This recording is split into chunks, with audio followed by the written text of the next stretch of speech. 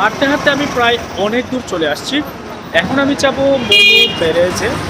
এখানে নাকি অনেক সুন্দর একটা স্পট রয়েছে, আর মৌলভীবাজার শহরের খুব কাছে হওয়ায় এখানে রেগুলার পর্যটক ঘুরতে যায়। আমিও যাব, তাই হেঁটে হেঁটে আমি শমশাননগর রোডে যাচ্ছি। চক্ষু হাসপাতাল থেকে এদিকে নাকি যাওয়া যায়।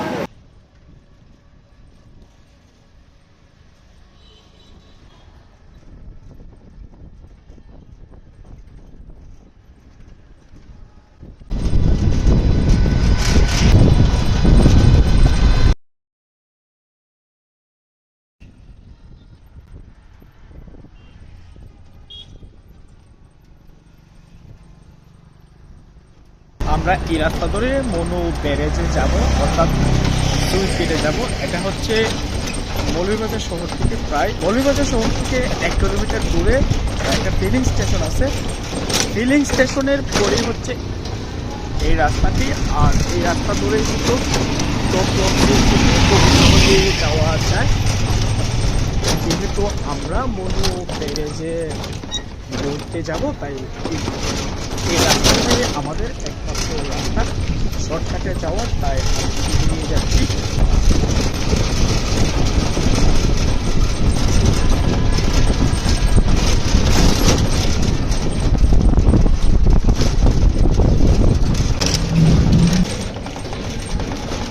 আমি যে এলাকা দিয়ে যাচ্ছি এটা হচ্ছে মাতারকাপন গ্রাম, আর এই গ্রামের যে দৃশ্য আমি যেতে যেতে উপভোগ করতে করতে যাচ্ছি।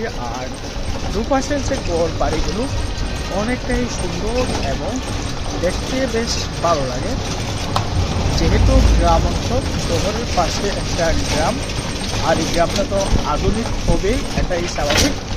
যেহেতু মৌলভীবাজারের খুব নিকটবর্তী এই গ্রামটি, আর মনোনদীর পারে। যাই হোক, সব কিছু মিলে আজকে অ্যাডভেঞ্চার আমার কাছে উপভোগ করার মতোই। আমি একলা শুধু একলা করে একলা সৌন্দর্য।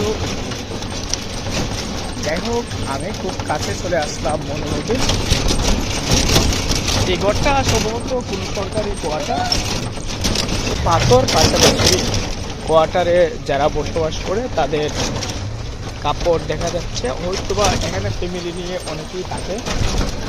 যাই হোক, ফাইনালি আজকে অনেক দিনের ইচ্ছে ছিল মনু নদীর উপর যে ব্রিজটি সেটি দেখব। সুইচ গেট বলে থাকে, আর একটা নাকি মৌলভীবাজারের সবচেয়ে বড় সুইচ গেট।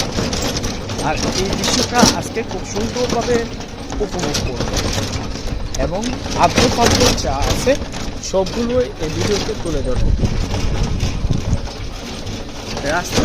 রাস্তাটা হালকা ভাঙা, তবু এদিকে যেতে খুব ভালো লাগছে।